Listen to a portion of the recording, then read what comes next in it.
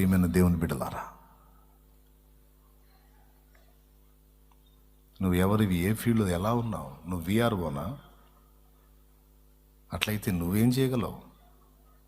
దీని లేని వారికి నువ్వేం చేయగలవు? నువ్వు మండల సర్వేరా? అట్లయితే నువ్వేం చేయగలవు? నువ్వు మళ్ళా క్రిస్టియన్వి. నువ్వు అన్నా శాలేమన్నా, ఇదిగో నా నంబర్ అన్నా, ఈ ప్రాంతంలో నేను ఉన్నానన్నా, నువ్వు ఎక్కడమ్మంటే అక్కడికి వచ్చి నేను చూస్తానన్నా. నేను ఒక్కడనే కాదన్నా, నాతో పాటు మరి కొంతమంది ఉన్నారన్నా, వాళ్ళ హెల్ప్ కూడా అవసరమైతే మీకు కేటాయించడం జరుగుతుందన్న. ఇదిగో తీసుకో, నంబర్ దగ్గర పెట్టుకోండి, నాకు తెలియజేయండి అన్న. అన్యాయం అయిపోతున్న వాళ్ళకి నేను హెల్ప్ చేస్తానన్నా, నేను నిలబడతానన్నా. కావాలి, నిలబడాలి. అన్యాయం అయిపోతున్న భాగ్యులకు న్యాయం చేయాలి. ప్రియులారా, మళ్ళీ మళ్ళీ మళ్ళీ మళ్ళీ ఎందుకు చెప్తున్నాను తెలుసా? గాయపడి చెప్తున్నా.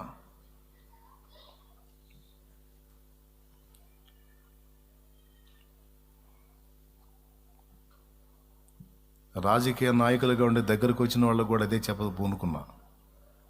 వచ్చి ఇక్కడ నన్ను ఆకాశానికి ఎత్తటమో లేకపోతే ఇంకోటి చేయటం. దీనులైన భాగ్యులు నా యొద్దకు వచ్చినప్పుడు, ఫలానా వాళ్ళు ఇట్లా ఇబ్బందికరమైన పరిస్థితుల్లో ఉన్నారు, కొంచెం సాయం చేయండి అని ఇక్కడ నుంచి ఏ దైవజనుడైనా మీకు తెలియజేస్తే కొంచెం స్పందించగలరా?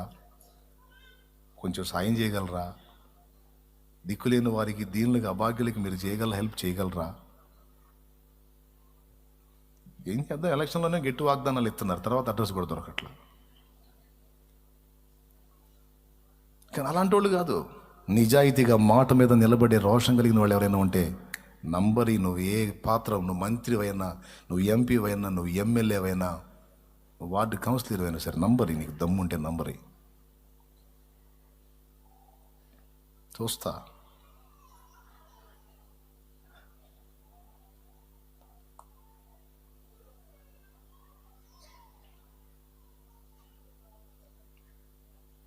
నువ్వు ఏ ఫీల్డ్కి చెందిన వ్యక్తివైనా అయిపోయింది. నీ వంతు నువ్వు చేయాలి దేవుని కోసం, దీనివైనా భాగ్యుల కోసం.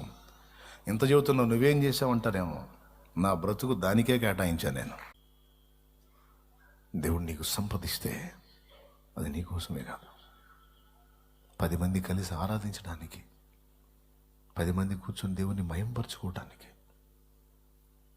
దేవుని కొరకు. నక్కలకు బొరియలు, ఆకాశ పక్షులకు నివాసాలు కలవు, మనుషు కుమారునికి తలవాల్చుకోవడానికి స్థలము లేదు అన్నమాట నీ చెవి నేను పడకూడదు. నేనున్నాను ప్రభా, ఇదిగో నాకున్నది ప్రభా. ప్రార్థన చేద్దామా? ఈ నూతన సంవత్సరంలో, ఈ మొదటి ఆదివారం, మొదటి కూటంలో నీకున్న ప్రతికూలతలని దేవుడు తీసేస్తాడు. కానీ నీ గుండెల్లో ఈ ఆలోచన స్థిరపరచుకో. నేను నా కొరకు మాత్రమే గాక, నేను నీ కొరకు, నీ ప్రజల కొరకు బ్రతుకుతాను. దేవుడు నీకు సంతానాన్ని ఇచ్చాడు.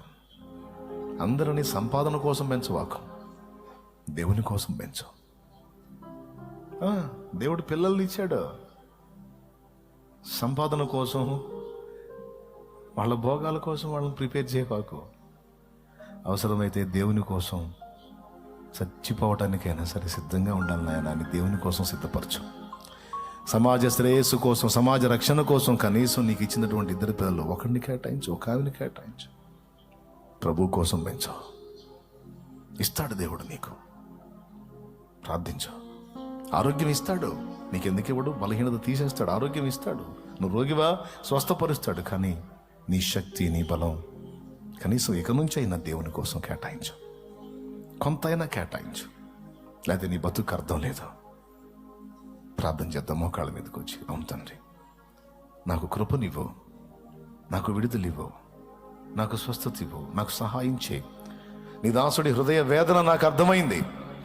నేను చదువుతున్నాను ఇప్పుడు, నాకు ఆ హోదానివ్వు. నేను లా చదువుతున్నాను, నన్ను లాయర్ని చేయి. నేను డాక్టర్ చదువుతున్నాను, నన్ను వైద్యుని చేయి. నాకు ఆ స్థానము దక్కేటట్టు చేయి.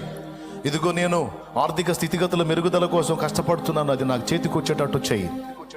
దాసుడి హృదయంలో ఉన్న వేదన తీరునట్లు నా వంతు నేను తోడ్పాటు అందించడానికి నాకు అవకాశం కల్పించు. నీకు స్తోత్రం అని ఒక్క ప్రార్థన చేయి. మోకాళ్ళు వేసి ప్రార్థన చేయి. ఈ నూతన సంవత్సర శుభారంభంలో, మొదటి ఆదివారంలో,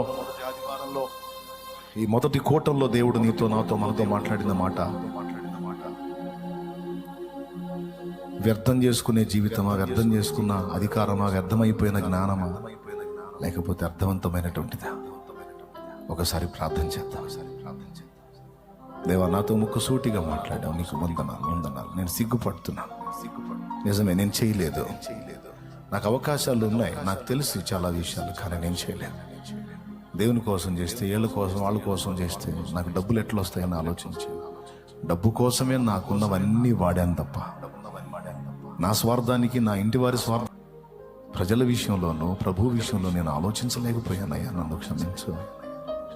నేను దిద్దుకుంటాను దేవా, నేను దిద్దుకుంటాను. కనీసం గిట్టుబాటు ధర లేని రైతు తన కష్టార్జితంలో నుండి దుమ్ము కొట్టుకుపోయిన బట్టలతో ఆ పండిన కొంచెం పంటల నుంచి నా దేవా నీకు కేటాయించినప్పుడు, అన్నా 10 మంది కడుపులు నిండుతాయి అన్నా, వద్దనవాకండి అన్నా, ఇది తీసుకోదన్నా. నాకు ఎటుకూడి ఇందులో లాభాలు రావు, ఒట్టిగా ఉండలేక చేసుకుంటున్నా వ్యవసాయం, కానీ నాకు అంత ఆశించిన ఫలం లేదు. కనీసం ఈ రకంగానన్నా నాకు కాస్త పుణ్యం దక్కనియండి అన్న. 10 మంది కడుపులు నింపుతారు కన్నా మీరు. తమ్ముడా, నువ్వు ఇలా ఉన్నావు, ఈ స్థితిలో ఉన్నావు, ఎందుకు తమ్ముడు? కాదన్నా. దీనిలైన బిడ్డలో ఎంతో మంది ఎన్నో రకాలుగా తోడ్పడ్డారు. పిల్లారా, అన్నీ ఉండి మనం ఏం చేస్తున్నాం, మనం ఎంత చేస్తున్నాం, దేవునికి ఎంతవరకు మనం సంతోషాన్ని కలిగిస్తున్నాం?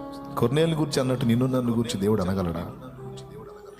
అమ్మా, నీ నీతి కార్యాలు, నీ ధర్మ కార్యాలు, నీ ప్రేమ కలిగిన కార్యాలు నేను చూస్తున్నాను, నా దగ్గర జ్ఞాపకార్థంగా వచ్చి అనగలడా? మన తప్పుడు జీవితాన్ని సరిదిద్దుకుందాం, మన లోపాలు చక్కదిద్దుకుందాం, మార్పు చెందుదాం, పశ్చాత్తాపడదాం, దేవుని కొరకు బతుకుదాం, దేవుని పని చేద్దాం, దీనిలైన బిడ్డలకు సాయం చేద్దాం. పరిశుద్ధ తండ్రి, నీకు వందనాలు. నా హృదయాంతరంలో ఉన్నటువంటి ఘోష, నా హృదయంలో ఉన్న మూలుగు ఈరోజు అందరి ముందు నేను వ్యక్తపరిచాను. తప్పలేదు ప్రభు, తప్పలేదు. నేను లాయర్ని అనేవాళ్ళు చాలామంది కలిశారు, నేను డాక్టర్ని అనేవాళ్ళు చాలామంది కలిశారు, నేను కలెక్టర్ని అన్నోళ్ళు కలిశారు, నేను ఫలానా అన్నోడిని కలిశారు, చాలామంది కలిశారు, అన్నోళ్ళు చాలామంది కలిశారు. కానీ ఆపత్కాలంలో దీనులు నా దగ్గరికి వచ్చి అన్నా అన్నప్పుడు ఎవరు అని వెతికితే ఎవరు కనపడట్లేదయ్యా.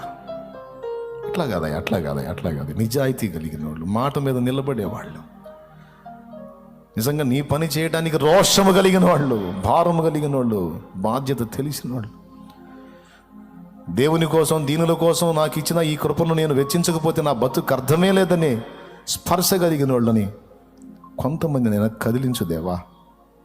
ఎక్కడో ఎప్పుడో ఒకరు కాదయ్యా, అనేక మంది ముందుకు రావాలి, అనేక మంది సహకారులు లేవాలి.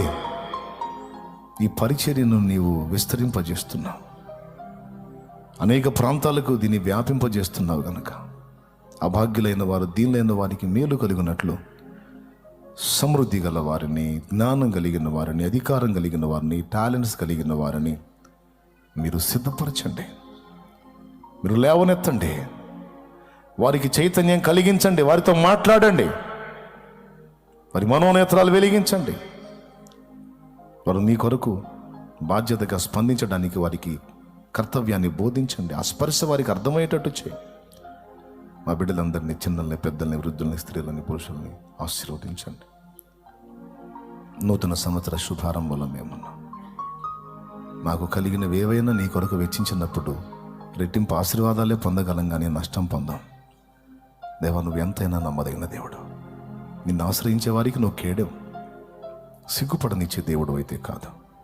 కనికరించి సహాయం చేసి మా బిడ్డలందరినీ కూడా ఈ నూతన సంవత్సర శుభారంభంలో ఆశీర్వదించి వారిని ఐశ్వర్యంలోనూ ఆత్మీయతలోనూ అభివృద్ధిపరచు, ఆరోగ్యరీత్యా అభివృద్ధిపరచు, ఆశీర్వదించు, మంచి హెల్త్ దయచే, సంతానపరమైన దీవెన, అన్ని విధాల సమృద్ధి అయిన మేలు కలిగినట్లు కృపనిమ్మని.